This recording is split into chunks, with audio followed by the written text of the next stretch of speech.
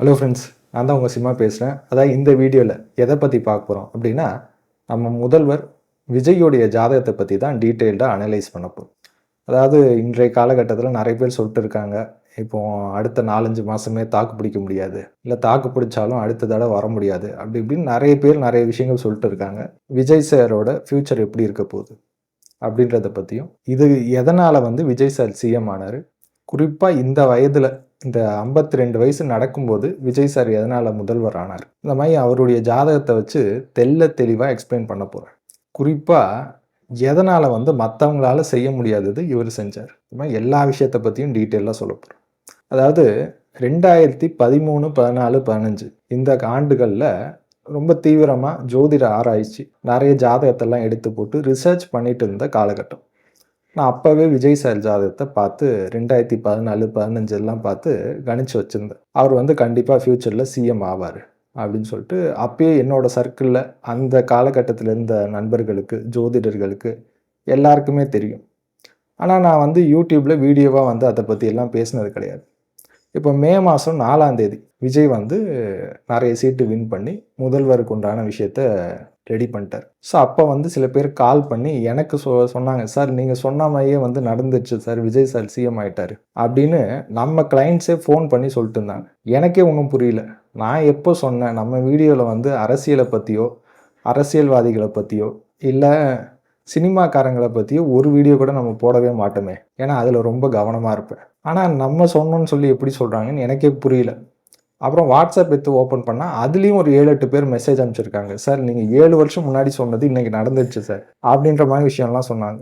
7 வருஷம் முன்னாடி நான் என்ன சொன்னேன் அப்படின்னு எனக்கே ஞாபகம் இல்லை. ஸோ அப்போ என்ன வீடியோ நீங்கள் பார்த்தீங்க அப்படின்னு லிங்க் அனுப்பி விடுங்க அப்படின்னு கேட்டேன். லிங்க் அனுப்பிச்சாங்க. அப்போ தான் முன்னாடி நான் ஒரு நாள் 2019 பிப்ரவரி மாதம் 10ஆம் தேதி அந்த வீடியோ யூடியூப்பில் அப்லோட் ஆகிருக்கு. அந்த காலகட்டத்தில் இப்போத்துலேருந்து 7 வருஷம் முன்னாடி நான் ஒரு சேனலில், ஒரு யூடியூப் சேனலில் இன்டர்வியூ கொடுத்துருக்கேன். நம்ம எங்கேயுமே இன்டர்வியூ கொடுக்கறதில்ல. அந்த ஒரே ஒரு யூடியூப் சேனலுக்கு 2019 7 வருஷம் முன்னாடி ஒரு இன்டர்வியூ கொடுத்தாங்க. அது ஹரி என்னை இன்டர்வியூ எடுத்திருந்தார். ஸோ அப்போ அந்த காலகட்டத்தில் என்ன ஆகுதுன்னா, ரஜினி, கமல் 2 பேரும் அரசியலுக்கு வரக்கூடிய காலகட்டம். ஸோ அப்போ தான் 2018 கமலஹாசன் சார் மக்கள் நீதி மையம் ஆரம்பித்த, அவரோட கட்சி ஆரம்பித்த காலகட்டம் 2018. அதுக்கு அடுத்த வருஷம் நான் அந்த இன்டர்வியூ கொடுக்குறேன். ஸோ அப்போ அவர் கேள்வி கேட்குறாரு, இப்போ ரஜினி, கமல்லாம் அரசியலுக்கு வராங்களே, இவங்க வின் பண்ணுவாங்களா, முதலமைச்சர் ஆவாங்களா அப்படின்ற மாதிரி கேள்வியெல்லாம் கேட்பார். அதுக்கெல்லாம் வாய்ப்பு இல்லைங்க, அவங்களால முதலமைச்சர்லாம் ஆக முடியாது. ஆனால் விஜயுடைய ஜாதகத்துக்கு அந்த யோகம் இருக்குது. கண்டிப்பாக விஜய் முதலமைச்சர் ஆகிறதுக்கு அதிக வாய்ப்பு உண்டு, அவர் கண்டிப்பாக ஆகுவார். அதே மாதிரி ஃப்யூச்சரில் விஜய், உதயநிதி ஸ்டாலின், அதுக்கப்புறம் சீமான், இந்த ஆளுங்களால் தான் அரசியலை இயங்க போகுது. ஸோ அப்படின்ற மாதிரி விஷயம்லாம் நிறைய சொல்லியிருக்கேன். அந்த வீடியோ சமீபத்தில் மக்கள் பார்த்துட்டு அவங்க தான் எனக்கு அனுப்பிச்சது. அந்த வீடியோ இன்டர்வியூ பார்க்கணுன்னா கீழே நான் போட்டு வைக்கிறேன், கீழே கமெண்ட்ஸில் பின் பண்ணி வைக்கிறேன். இன்ட்ரெஸ்டடாக இருக்கிறவங்க அந்த வீடியோ கூட போய் பாருங்க. ரைட். ஸோ இது 7 வருஷம் முன்னாடி, எப்போ விஜய் சார் கட்சி ஆரம்பிக்கிறதுக்கு 5 வருஷம் முன்னாடியே நான் இந்த வீடியோ போட்டேன். இன்டர்வியூவில் சொன்னது தான். அதாவது நிறைய பேர் இன்னைக்கு ஏதோ வீடியோ வைரல் ஆகுது. ரிசல்ட்டுக்கு 10 நாள் முன்னாடி சொன்னார், இவர் ரிசல்ட்டுக்கு 1 மாதம் முன்னாடி சொன்னார், ரிசல்ட் வர்றதுக்கு 6 மாதம் முன்னாடி சொன்னார். அதெல்லாம் சரி, இதெல்லாம் எப்போ சொல்கிறாங்க, விஜய் சார் கட்சி ஆரம்பித்ததுக்கு அப்புறமேட்டு தான் அவர் வின் பண்ணுவாரா தோப்பாரான்ற இதுவே வராங்க. ஆனால் அது ஜோசியம் கிடையாது. ஒருத்தர் கட்சி ஆரம்பிக்கிறதுக்கு முன்னாடியே அரசியலில் ஜெயிக்கக்கூடிய யோகம் இருக்கா, முதல்ல அதை பார்க்கணும்ல. அதுதான் விஷயம். இப்போ நிறைய பேர் யூடியூப்ல இந்த மாதிரி தான் விஜய் ஜாதகம், அஜித் சார் ஜாதகம், இந்த மாதிரி சினிமாக்காரங்க ஜாதகம், பெரிய நடிகர்கள் ஜாதகத்தெல்லாம் போட்டு இந்தந்த அமைப்பு இருக்குது, அதனால தான் இவங்க நடிகர்கள் ஆயிட்டாங்க, பெரிய ஸ்டாராக இருக்காங்க அப்படின்ற மாதிரி சொல்லுவாங்க. எல்லாருக்கும் தெரிஞ்ச கதை தானே, இதில் என்ன தெரியாத விஷயம் இருக்குது. அவங்க ஜாதகத்தை போட்டு ஃப்யூச்சரில் என்ன நடக்கும், ஃப்யூச்சரில் என்ன இது மாற போகிறாங்க, அதை சொல்லணும் இல்லையா. அதற்குண்டான விஷயம் நிறைய பேருக்கு தெரியுமானா தெரிய மாட்டேங்குது. அதுதான் விஷயம். இன்றைக்கும் சில பேர் இந்த ப்ரெடிக்ஷனில் நிறைய தப்பு பண்ணிவிட்டு அதுக்கப்புறமேட்டு விஜய் வரமாட்டாருன்னு சொல்லியிருப்பாங்க. வந்துட்டதுக்கப்புறமேட்டு இல்லை, அவர் ஜாதகம் தப்புங்க, அவர் லக்னமே தப்பு, லக்னத்தை நாங்கள் சரியாக கணிக்கலை, அது கடக லக்னம் இல்லை, கன்னி லக்னம் இல்லை, சிம்ம லக்னம், தனுசு லக்னம், அப்படி இப்படின்னு சொல்லிட்டு நிறைய பேர் சொல்லிட்டு இருக்காங்க.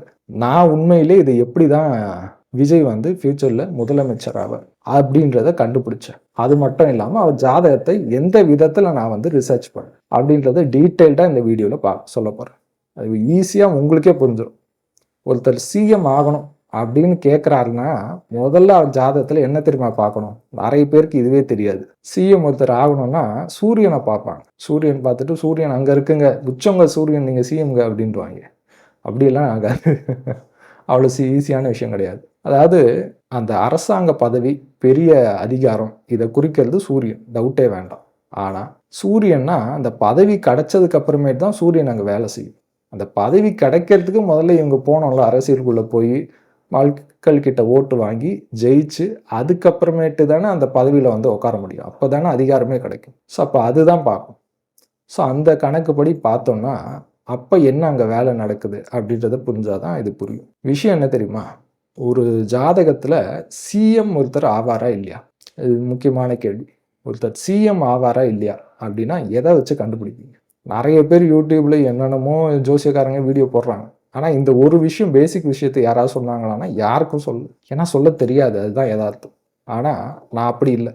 ஜெயலலிதா அம்மா ஜாதகம், கலைஞர் ஜாதகம், எம்ஜிஆர் ஜாதகம், நம்ம நரேந்திர மோடி ஐயா ஜாதகம், அது மட்டும் இல்லாமல் இந்தியாவில் 27 ஸ்டேட்டு, இப்போ 28 ஸ்டேட்டாக இருக்குது. இந்த எல்லா ஸ்டேட்ஸ்லையுமே ஒருத்தர் அதிகப்படியான முறை முதலமைச்சராக இருக்கார். ஒரு 2 டேர்மு, 3 டேர்மு, 4 டேர்மு, 10 வருஷம், 15 வருஷம், 20 வருஷம்லாம் முதலமைச்சராக இருந்தவங்கெல்லாம் இருக்காங்க. அவங்க எதனால் அவ்வளோ வருஷம் முதலமைச்சராக இருந்தாங்க?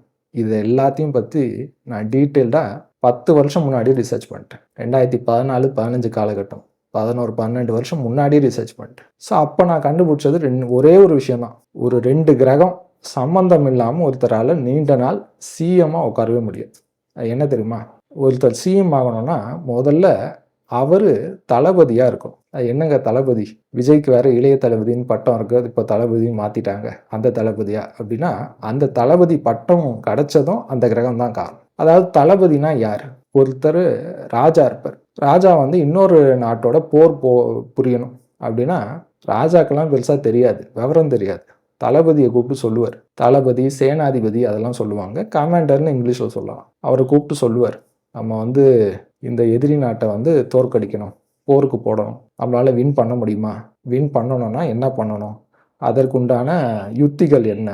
அதற்குண்டான பிளானு, ஸ்ட்ராட்டஜி எல்லாமே நீங்கள் தான் பார்த்தாகணும் அப்படின்ற மாதிரி தளபதி கிட்ட சொல்லுவார். அவர் தான் எல்லாத்தையுமே பிளான் போட்டு யூகத்தை வடுக்கிறவர். இப்போ வந்து ஒரு போருக்கு போகணும் அப்படின்னா எவ்வளோ யானைப்படை வேணும், குதிரைப்படை எவ்வளோ வேணும், எவ்வளோ பேர் வந்து ஆட்கள் வேணும், எந்தெந்த முறையில் போய் அந்த எதிரியை வந்து அட்டாக் பண்ணணும், அவர் கோட்டைக்கு முன்னாடி போகணுமா இல்லை பின்னாடி ஏதாவது ஒளிஞ்சிருந்து தாக்கணுமா, அவங்களோட ஸ்ட்ரென்த் என்ன, வீக்னஸ் என்ன, என்னெல்லாம் பண்ணால் ஜெயிக்க முடியும், இது எல்லாத்தையுமே சொல்கிறது தளபதி. அந்த தளபதி இல்லாமல் ராஜா ஒன்றுமே கிடையாது. தளபதி மட்டும் ஒருத்தர் ஸ்ட்ராங்காக இல்லைன்னா நீங்கள் எவ்வளோ பெரிய ராஜாவாக இருந்தாலும் ஒன்றும் பண்ண முடியாது. அதுதான் யதார்த்தம். நீங்கள் உலக சரித்திரத்திலே எடுத்து பார்த்தீங்கன்னாலும் கதை இதுதான். ஒருத்தர் ராஜா, ஒருத்தர் ரொம்ப நாள் இருக்கணும்னா தளபதி அவருக்கு ஸ்ட்ராங்காக இருக்கும். ஸோ அதே மாதிரி தான் ஒரு சின்ன படையாக இருந்தாலும் சரி, தன்னை விட 10 மடங்கு பெரிய படையை கூட தோக்கடிக்கக்கூடியவர், சக்தி வாய்ந்தவர் தளபதி தான். ஸோ அவர் என்ன ஸ்ட்ராட்டஜிஸ் வச்சுருக்காரு, அதுதான் முக்கியம். ஸோ இது ஏன் தேர்தலுக்கு இப்போ இன்றைய காலகட்டத்தில் அது அன்னைக்கு போராக இருந்தது, தளபதி தேவை, இன்னைக்கு தேவையா அப்படின்னா கண்டிப்பாக இன்றைக்கும் தேவை. இப்போ ஒவ்வொரு தேர்தலும் பார்த்தீங்கன்னா போர் தான். ஒவ்வொரு தேர்தல்லையும் ஒவ்வொரு கட்சி வந்து தன்னை வந்து எப்படி நிலைநாட்டணும், எதிரி கட்சியை வந்து எப்படி வீக் பண்ணணும், அதுதான் யுக்தி. முன்னாடி வந்து சக்கர வியூகம், பத்ம வியூகம் அதெல்லாம் சொல்லி பண்ணி ஜெயிப்பாங்க. இன்னைக்கு அதே மாதிரி தான். இன்னைக்கு மீடியாவில் நிறைய வியூகங்கள் வகுத்து பண்ணிட்டு இருக்காங்க. முன்னாடியெல்லாம் பார்த்தீங்கன்னா கட்சிக்காரங்களை திட்டுவாங்க. இப்போ அதுக்கும் ஒரு படி மேலே போய் இந்த கட்சிக்கு நீ ஓட்டு போடுறியா, இவன் வந்து ஒரு தற்குறி அப்படின்னு சொல்லிட்டு கட்சிக்கு ஓட்டு போடுறவனை முதல் கொண்டு திட்ட ஆரம்பிச்சிட்டாங்க. அதெல்லாம் என்ன அப்படின்னா அதெல்லாம் ஒரு வியூகம்.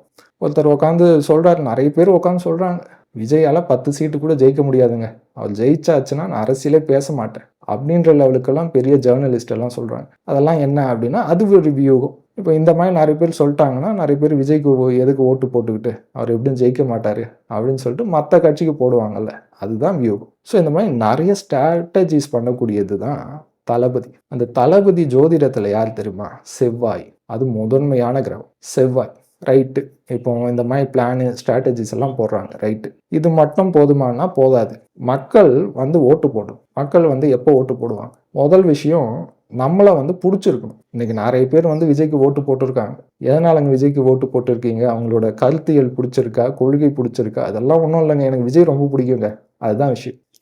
எல்லா காலகட்டத்திலும் இப்படி தான் இருந்திருக்கு. இன்னைக்கு மட்டும் இல்லை. எம்ஜிஆருக்கு ஓட்டு போடும்போதும் அதுதான் சொன்னாங்க. எம்ஜிஆர் எனக்கு ரொம்ப பிடிக்கும், போட்டேன். கலைஞருக்கு ஓட்டு போடும்போது அதுதான் நிறைய பேர் சொல்லுவாங்க. எனக்கு கலைஞர் தாங்க. நாங்கள் எப்பயுமே உதயசூரியன் தான். கலைஞர் வந்து இப்போ இல்லைனா கூட இப்பயும் நான் உதயசூரியனுக்கு தான் ஓட்டு போடுவேன். ஏன்னா எனக்கு கலைஞரை ரொம்ப பிடிக்கும் அப்படின்னு சொல்லுவாங்க. ஸோ இது எல்லாமே என்ன அப்படின்னா ஜனவசியம். ஜனவசியம்னா மக்களுக்கும் நமக்கும் இருக்கக்கூடிய ஒரு வசியத்தன்மை. பிடிக்கணும், அதுதான் விஷயம். வசியம்னாலே பிடிச்சிருக்குன்னு அர்த்தம், அதுதான் விஷயம். ஸோ அந்த வசியம் முக்கியம். அது என்ன? ஜனவசி. இதை கொடுக்கக்கூடிய கிரகம் எது? சந்திரன். இதுதான் விஷயங்க. ஒருத்தர் முதலமைச்சர் ஆகணும்னா இந்த 2 கிரகம் தான் தேவையே. செவ்வாய் சந்திரன் சம்பந்தம், அதுதான் தளபதி. ஜனவசியம் ரெண்டுமே இருக்கும். இந்த 2 சம்பந்தம் பெற்றவங்க தான் லைஃப்ல நீண்ட நாட்கள் 10 வருஷம் 15 வருஷம் 20 வருஷம் 25 வருஷம்லாம் முதலமைச்சராக இருந்திருக்காங்க. எல்லா ஜாதகத்திலையும் இருக்கும். நம்மளுடைய முன்னாள் முதலமைச்சர் ஜெயலலிதா அம்மா ஜாதகத்தில் அவங்க சிம்ம ராசி எல்லாருக்கும் தெரியும், மக நட்சத்திரம். அதனால தான் அவங்க வந்து ஜெகத்தை ஆண்டாங்க அப்படின்னு சொல்லுவாங்க. அது மட்டும் விஷயம் கிடையாது. அவங்க ராசி சிம்ம ராசியில சந்திரனோட சேர்ந்த செவ்வாய் இருந்தது அந்த அம்மாவுக்கு. அதனால தான் நீண்ட நாள் சிஎம்மா இருந்தாங்க.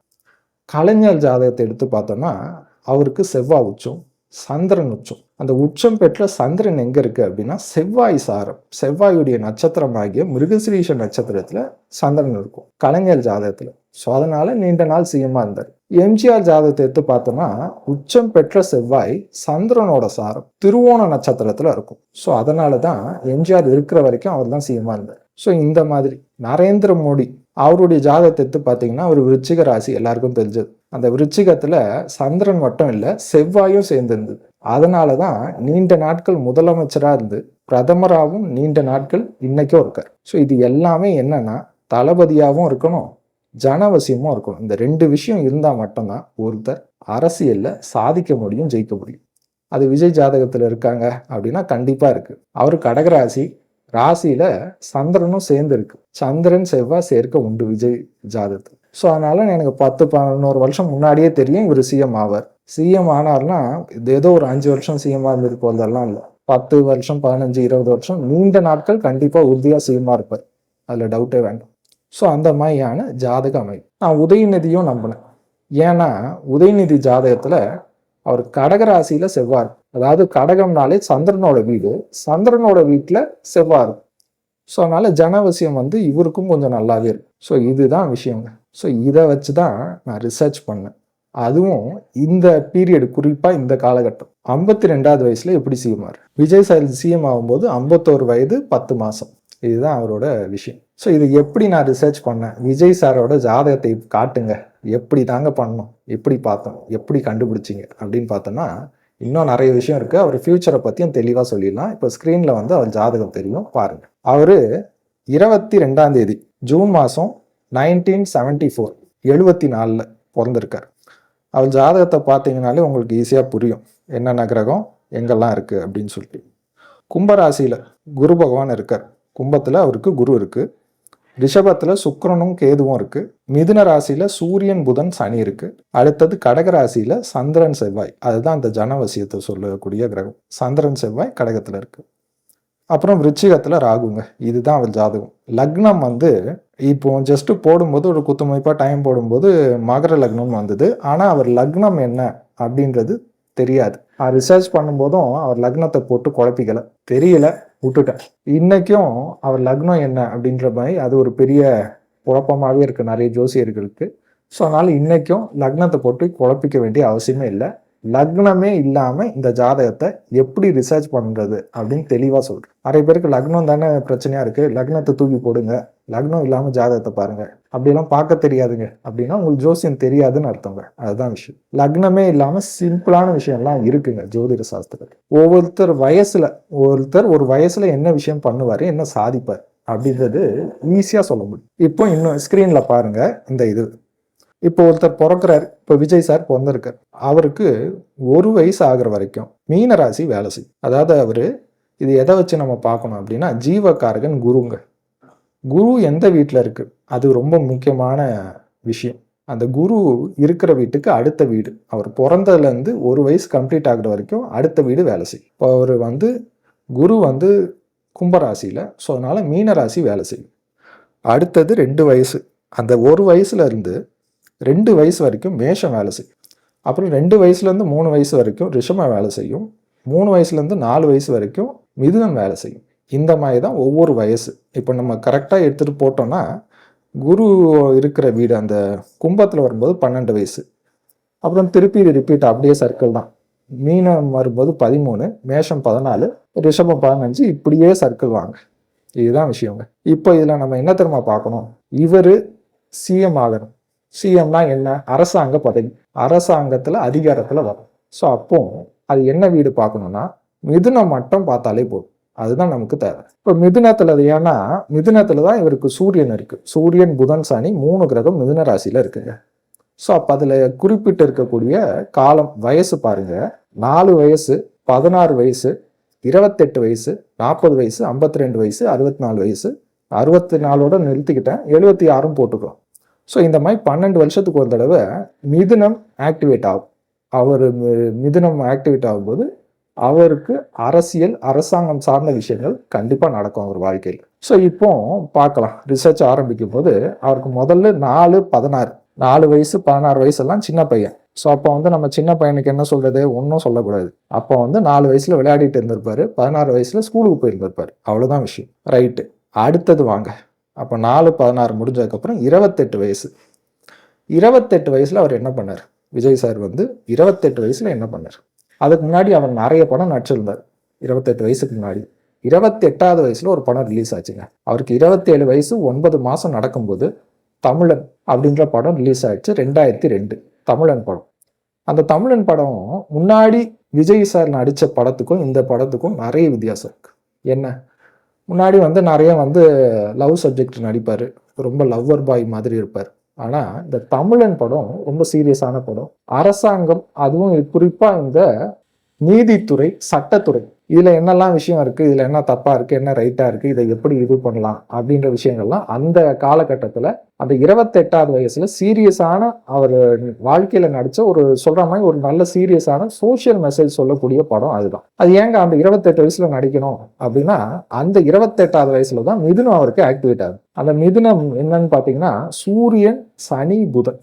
சூரியன் அரசாங்கம், புதன் வந்து குறிப்பா அந்த புதன் சனி இது ரெண்டுமே நீதித்துறையை குறிக்கக்கூடிய கிரகங்கள் தான். ஸோ அதனால தான் அந்த 28வது வயசுல தமிழன் படம் நடிச்சிருக்காரு. ஸோ அப்போ வந்து 28வது வயசுலயே அந்த நீதித்துறை இந்த விஷயங்கள் எல்லாம் கொஞ்சம் மாற்றத்தை கொண்டு வரணும் அப்படின்ற ஒரு ஐடியாலாம் அவருக்கு அப்பயே வந்திருக்கு 28வது வயசுல. அது ரைட்டு. அதுக்கு அடுத்தது வாங்க 29வது வயசுல ஒரு சம்பவம் நடந்திருக்கு. 29வது வயசுல இன்னொரு படம் 2004 வந்து கில்லி ரிலீஸ் ஆயிருக்குங்க. மிகப்பெரிய ஹிட்டு, பெருசா சாதனை படைச்ச படம் அவருக்கு. அதுக்கு முன்னாடி வரைக்கும் அவர் விஜயை விட இந்த கில்லி படத்துக்கு மேல விஜய் ரேஞ்சே மாறிடுச்சு. கில்லி படத்துல என்ன ஆச்சு அப்படின்னா பெரிய ஆக்ஷன் ஹீரோவா மாறுறாரு. அதுக்கு முன்னாடி வரைக்கும் சாஃப்டான விஜய் தான், அதுக்கப்புறமே தான் ஆக்ஷன் ஹீரோவா மாறாரு, பெரிய ஆக்ஷன் ஹீரோவா மாறாரு. அது மட்டும் இல்லாம அது என்ன வருடம் பாத்தீங்கன்னா ஜனவசியத்தை குறிக்கக்கூடிய வருடம், அதுதான் கடகம். 29 வயசு. அங்க சந்திரன் செவ்வாய் இருக்கு. செவ்வாய்னா என்ன, செவ்வாய்னா ஸ்போர்ட்ஸ் பர்சன். செவ்வாய்னா ரொம்ப முக்கியமான கிரகம், விளையாட்டு, ஆக்ஷன், இது எல்லாமே செவ்வாய் தான். அந்த கில்லி படத்துல முதல் முறையா ஒரு ஸ்போர்ட்ஸ் பர்சனா நடிச்சிருப்பார். ஸோ அது கரெக்டா அந்த 29 வயசுல அந்த செவ்வாய் இருக்கிற வீடு ஆக்டிவேட் ஆகுது. ஸோ கரெக்டா அந்த கடகராசி ஆக்டிவேட் ஆகுது. அது ஜனவசியத்தை குறிக்கக்கூடிய வீடு இவர் ஜாதகத்துக்கு. ஸோ அப்போ என்ன ஆகுது தெரியுமா, அந்த கில்லி படம் மிகப்பெரிய ரெக்கார்டு ஒன்று கிரியேட் பண்ணுது. அதுக்கு முன்னாடி எந்த தமிழ் படமே பண்ணாத ஒரு பெரிய ரெக்கார்ட் கிரியேட் பண்ணுது. அந்த கில்லி படம் தான் தமிழில் முதல்ல 50 கோடி கலெக்ட் பண்ண முதல் படம். அதுக்கு முன்னாடி எவ்வளவோ படம்லாம் வந்திருக்கு, ஆனால் எந்த படமுமே தமிழ்நாட்டில் 50 கோடி கலெக்ட் பண்ணது கிடையாது. அந்த மிகப்பெரிய சாதனையை செஞ்சது எது தெரியுமா, அந்த கில்லி படம். எதனால் அது செஞ்சது அப்படின்னா, அது ஜனவசியத்தை குறிக்கக்கூடிய வயது, அந்த பாவம்.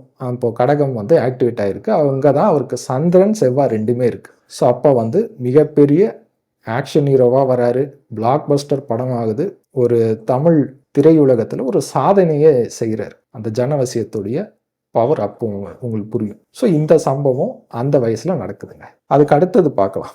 ரைட்டு. அந்த 28 வயசு முடிஞ்சாச்சா, அடுத்தது 40 வயசு. இந்த 40 வயசில் 2 சம்பவங்கள் நடக்குது. தெளிவாக நீங்கள் 40 வயசில் விஜயோட 40வது வயசில் 2 சம்பவங்கள், மறக்க முடியாத சம்பவங்கள் நடக்குது. 39 வயசு 1 மாதம். அப்படி 39 வயசு 1 மாதத்தில் வந்து ஒரு படம் ரிலீஸ் ஆகுது. என்ன தெரியுமா? தலைவா படம். 2013 தலைவா படம். டேக்லைன் என்ன தெரியுமா? Time to lead.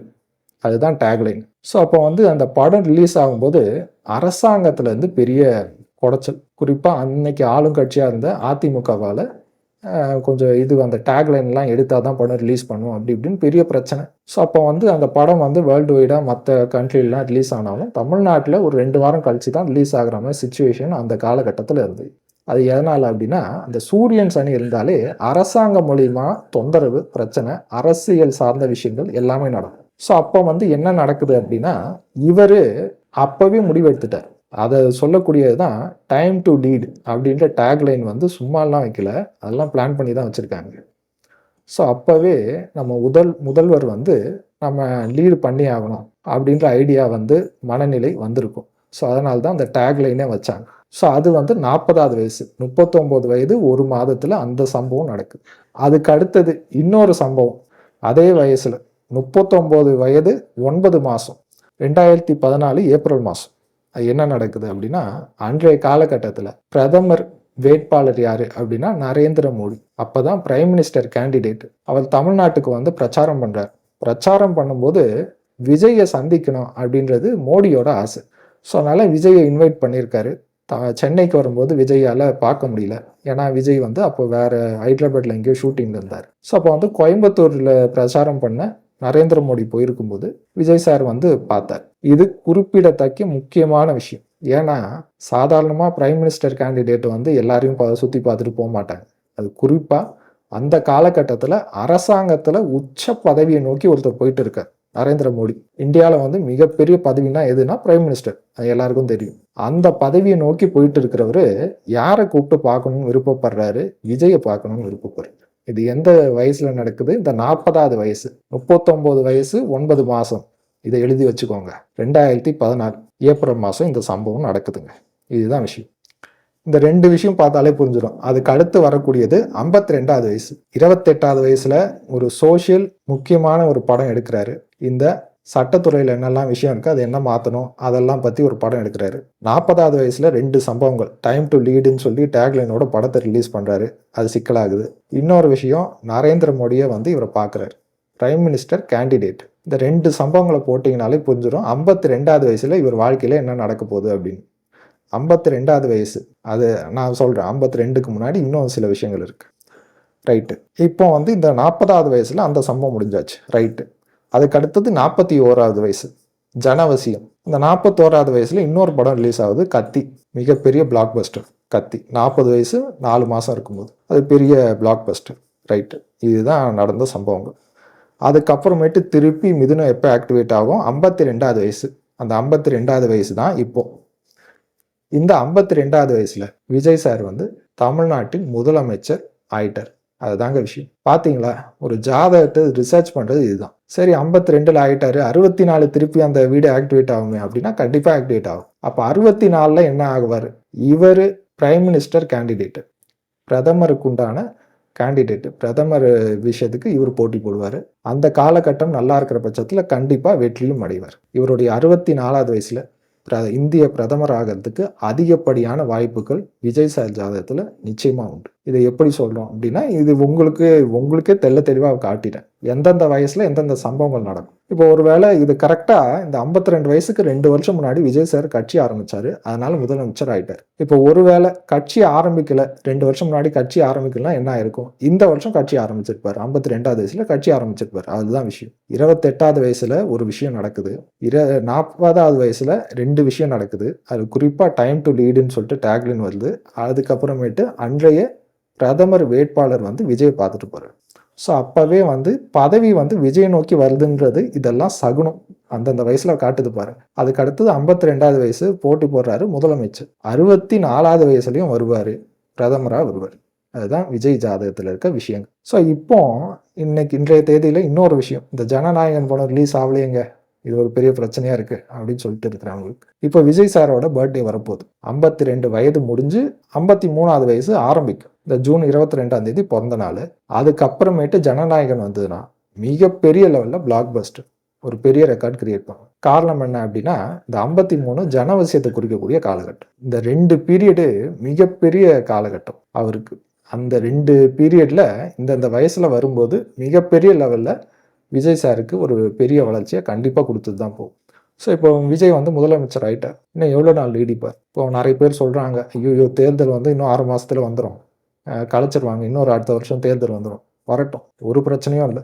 அடுத்த வருஷமே ஒருவேளை தேர்தல் வருது. விஜய் சாரோட 53வது வயசு, ஜனவசியம் சூப்பராக வின் பண்ணுவார், அசால்ட்டாக வின் பண்ணுவார், 200 தொகுதிக்கு மேலே ஈஸியாக வின் பண்ணுவார். அப்போ இன்னொரு பெரிய சாதனையை கூட படைக்கலாம். ஒரு 230 தொகுதியில் கூட தாராளம் விஜய் சார் வின் பண்ண வாய்ப்பு உண்டு. ஒருவேளை அடுத்த எலெக்ஷன் அடுத்த வருஷமே வந்ததுன்னா, இல்லைங்க அடுத்த வருஷம் எலெக்ஷன் வரல, ஒரு 5 வருஷம் தாக்கு பிடிக்கிறாங்க அப்படின்னா, அதுக்கு அடுத்ததும் விஜய் தான் சிஎம் ஆகிறதுக்கு அதிக வாய்ப்பு உண்டு. அதில் டவுட்டே வேண்டாம். ஏன்னா இன்றைய காலகட்டத்தில் பார்த்தீங்கன்னா யாருடைய ஜாதகம் வலுவாக இருக்கு, மற்ற கேண்டிடேட்டோட வலுவான ஜாதகம் எதுனா விஜய் ஜாதகம். ஏன்னா கடக ராசி, சந்திரன் ஆட்சி, அதில் செவ்வாய் சேர்ந்துருக்கு. இன்னொருத்தர் இருந்தார், செவ்வாய் ஆட்சி சந்திரன் கூட சேர்ந்துருக்கும். அவர் பெரிய ஆள். யாருன்னா நரேந்திர மோடி. அவர் வந்து முதலமைச்சராக பல ஆண்டுகள் கண்டினியூ பண்ணிட்டு அதுக்கப்புறமேட்டு பிரதமர் ஆனார். அதே விஷயம்தான் விஜய் ஜாதகத்திலையும் இருக்குங்க. ஸோ இந்த வயசில் இந்த சம்பவங்கள் உறுதியாக நடந்தே தீரும், அதில் டவுட்டே வேண்டாம். ஸோ இப்படி தான் ஒரு ஜாதகத்தை நமக்கு லக்னமே தெரியலங்க அப்படின்னா இப்படி தான் ரிசர்ச் பண்ணி ஆகும். நிறைய பேர் இன்றைக்கும் எனக்கு டைம்லாம் தெரியாது சார், டேட் ஆஃப் பர்த் மட்டும் இருக்குது, ஜாதகம் பார்ப்பீங்களா அப்படின்னா கொடுங்க, பக்காவாக இந்தந்த வயசில் இந்தந்த சம்பவம் நடந்ததான்னு ஆமான்னு வாங்கி. விஜய் சாரோட ஜாதகத்தில் இது வந்து ஜஸ்ட் வந்து நம்ம அரசியல் சார்ந்த விஷயங்கள் மட்டும் பார்க்கறதுனால இந்த விஷயங்கள் மட்டும் பார்த்தோம். இன்னும் நிறைய விஷயங்கள் பார்க்கணும்னா பார்க்கலாம், ஆனால் அது தேவை கிடையாது நமக்கு. இந்த அரசியல் சார்ந்த விஷயங்கள் மட்டும் இதுதான். ஸோ இப்போ இன்னொரு கேள்வி கேட்கலாம். உதயநிதி ஸ்டாலின் சார் ஜாதகத்தில் கடகராசியில் செவ்வாய் இருக்கு, அவருக்கும் கொஞ்சம் ஜனவசியம் இருக்கு அப்படின்னா கண்டிப்பாக இருக்கு. ஆனால் 2 பேருக்கும் கம்பேர் பண்ணும்போது விஜய் ஜாதகத்தில் இருக்கிறதுக்கு ஒரு 50% தான் உதயநிதி ஸ்டாலின் ஜாதகத்தில் இருக்குது. அதுதான் யதார்த்தம். ஸோ அப்போ வந்து இப்போ 2 பேருமே மோதுறாங்க. அவள் திமுக, இவர் தாவேகா. அப்போ வெற்றி வாய்ப்பு யாருக்கு அதிகம் இருக்குது? எப்பயுமே தாவேகாவுக்கு மட்டும்தான் இருக்குது, விஜய்க்கு மட்டும்தான் இருக்குது வெற்றி வாய்ப்பு அதிகமாக. ஸோ அப்போ வந்து உதயநிதி ஒருவேளை சீமான் மாதிரியான ஒரு கேரக்டரோட கூட்டு வந்து, அதாவது ஒரு கூட்டணி ஆட்சி ஃப்யூச்சரில் கண்டிப்பாக சீமான் வந்து உதயநிதியோட கூட்டணி வைக்கிறதுக்கு அதிக வாய்ப்பு உண்டு.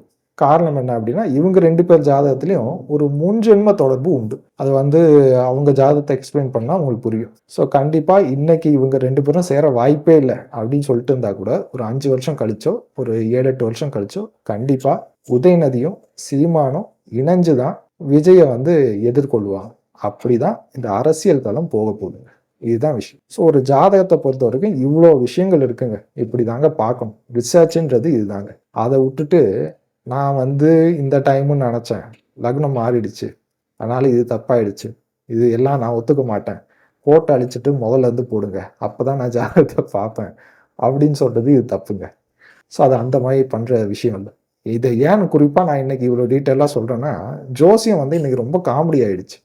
அது ரொம்ப, நான் சில வீடியோஸ் பார்த்தேன், செம காமெடியாக இருந்தது. ஸ்டாலின் சார் ஜாதகப்படி ஏன் இப்போ வரல அவர் முதலமைச்சரா அப்படின்னா, அவருக்கு அஷ்டம சனி, அதனால் வரல. விஜய் ஏன் வந்தார் அப்படின்னா, அவருக்கு பாக்கிய சனி, அதனால் வந்துட்டார். எவ்வளோ இதுவை பாருங்க, அவங்க ஞானத்தை பாருங்க. இது சாதாரண விஷயம். இது ராசி பலன். ஒருத்தர் முதலமைச்சர் ஆகக்கூடிய ஜாதகம்னா அது எப்படி இருக்கும்? அதை விட்டுட்டு சாதாரணமாக இந்த சனியை வச்சு குருவை வச்சு ராசி பலன் சொல்லிட்டு உட்காந்துருக்கேன். இவங்களை என்ன பண்ணுறது? ஸோ இந்த மாதிரி விஷயம் தான் ஜோசியம் போயிட்டு இருக்கு. ஸோ இதனால தான் இன்னைக்கு இந்த வீடியோ போடுறேன். நான் பொதுவாகவே இந்த அரசியல் சம்மந்தப்பட்ட விஷயங்கள், சினிமாக்காரங்க பற்ற விஷயங்கள் இதெல்லாம் அதிகம் போடுறது. காரணம் என்னன்னா, இந்த மாதிரி போட்டோன்னு வச்சுக்கோங்களேன், நமக்கு வந்து ஒரு முத்திரை பதிச்சிருவாங்க. சினிமானா இந்த கட்சிக்காரன், அவன் அப்படிதான் பேசுவான் அப்படின்ற மாதிரி ஆகிடும். ஸோ அதனால் அது போடுறதில்ல. இன்னொரு விஷயமும் இருக்குது. இன்றைய காலகட்டத்தில் யார் எதை போட்டாலும் சரி, இப்போ நம்ம என்ன தான் உட்காந்து டீசெண்டாக பேசி ஒரு வீடியோ இந்த மாதிரி வீடியோ போட்டோம்னா, கமெண்ட்ஸில் போட்டு வந்து கமெண்ட்ஸ் போடுறவங்க அவங்களுக்கு என்னெல்லாம் தோணுதோ அன்றைக்கி என்ன மூடில் இருக்காங்களோ போட்டுருவாங்க. எவ்வளோ திட்டணுமோ திட்டி கூட போடுவாங்க. ஸோ இந்த மாதிரி விஷயங்கள்லாம் நிறைய சம்பவங்கள் இருக்குது. நம்ம சாதாரண வீடியோ போட்டாலே கமெண்ட்ஸில் வந்து திட்டுறவங்க இருக்காங்களே. ஸோ அப்போ வந்து இந்த அரசியல் தலைவர்கள், அரசியலை பற்றி விஷயங்கள் இந்த மாதிரி வீடியோலாம் போட்டாச்சுன்னா ரொம்ப நெகட்டிவான கமெண்ட்ஸ் எல்லாம் நிறைய வரும். ஸோ அந்த காரணத்துக்காக தான் நான் அதை பற்றி பெருசாக பேசுறதே இல்லை, போடுறதும் இல்லை. இதுதாங்க விஷயம், சரியா? ஸோ அதாவது நிறைய பேர் இப்போ ஸ்டாலின் ஜாதகம், இபிஎஸ் ஐயா ஜாதகம், இவங்கெல்லாம் நல்லவங்க, வல்லவங்க, தப்பு சொல்லலை. ஆனால் நீண்ட நாட்கள் சிஎம்மாக இருக்கிறதுக்கு வாய்ப்பு, யோகம் அவங்க ஜாதகத்தில் இருக்கான்னா இல்லை. அதுதான் யதார்த்தம். ஏன்னா அந்த வசியம், ஜனவசியம் 2 பேருக்கும் இருக்கான்னா அந்த லெவலுக்கு இல்லை. அதுதான் யதார்த்தம். இப்போ வந்து ஸ்டாலின் சார் சிஎம் கேண்டிடேட்டாக இருக்கிறத விட உதயநிதி ஸ்டாலின் சிஎம் கேண்டிடேட்டாக வந்தார்னா ஸ்டாலின் சாரை விட உதயநிதி ஜெயிக்கிறதுக்கு அதிக வாய்ப்பு உண்டு. ஏன்னா உதயநிதி ஜாதகத்திலேயாவது கொஞ்சம் வந்து ஜனவசியம் உண்டு. இப்போ இபிஎஸ் ஜாதகத்தை எடுத்து பார்த்தோம்னா அதில் பெருசாக ஜனவசியம் இல்லை. அவர் ஒரு தடவை சிஎம் ஆனார். எப்படி ஆனார்? அவர் ஏதாவது தேர்தலில் நின்று ஆனாரா அப்படின்னா தேர்தலில் நின்று சிஎம் ஆகலை. அவர் தேர்தலில் நின்று எம்எல்ஏ ஆனார். அப்போ வந்து அன்றைய முதலமைச்சர் இறந்துட்டாங்க. அப்போ வந்து சசிகலா வந்து கூப்பிட்டு வச்சு இவரை முதலமைச்சர் சீட்டில் உட்கார வச்சுட்டு போயிட்டாங்க. அதுதான் அன்னைக்கு நடந்த சம்பவம். ஸோ அப்போ வந்து இன்னொரு தடவை வந்து அவர் வந்து மக்கள்கிட்ட ஓட்டு வாங்கி இவர் யூகம் வகுத்து இவர் தளபதியாகி ஒரு அரசியலில் வெற்றி பெற்று திருப்பி சிஎம் ஆவாரா இபிஎஸ் அப்படின்னா அதுக்கு பெருசாக அவர் ஜாதகத்தில் சப்போர்ட் பண்ணலைங்க. அதுதான் யதார்த்தம். ஸோ அதனால இது சொல்லிட்டேன்னா நிறைய பேர் கோச்சுக்காதீங்க. எனக்கும் இபிஎஸ் சாரை ரொம்ப பிடிக்கும். விஷயம் இதுதான். ஸோ அடுத்த கட்ட நகர்வை பார்த்தீங்கன்னா நான் சொல்லிட்டேன், இதுலேயே சொன்ன மாதிரி தான். ஸோ ஐயோ 6 மாதத்தில் எலெக்ஷன் வருமாமே, ஆட்சியை கவுத்துட்டா என்ன ஆக போகுது? அடுத்த தடவை விஜய் இதை விட மிகப்பெரிய லெவலில் கண்டிப்பாக வரலாம் போகிறேன். ஸோ அதனால் என்னைக்கு எலெக்ஷன் வந்தாலும் சரி, அடுத்த 10 ஆண்டு விஜய் சிஎம், ஒரு 64வது வயசில் பிரதமர். ஸோ இந்த மாதிரி தான் அவருடைய அரசியல் வளர்ச்சி இருக்க போகுது. அதில் டவுட்டே வேண்டாம்.